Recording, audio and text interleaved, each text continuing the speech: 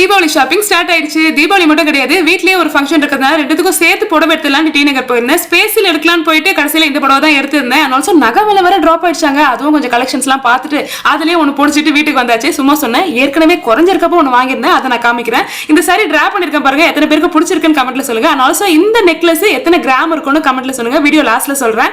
இப்ப பாத்தீங்கன்னா நெக்லஸ் போடும்போது தான் தெரிஞ்சது என்னோட நெக் வந்து எவ்வளவு கலர் இம்ப்ரூவ் ஆயிருக்குன்னு.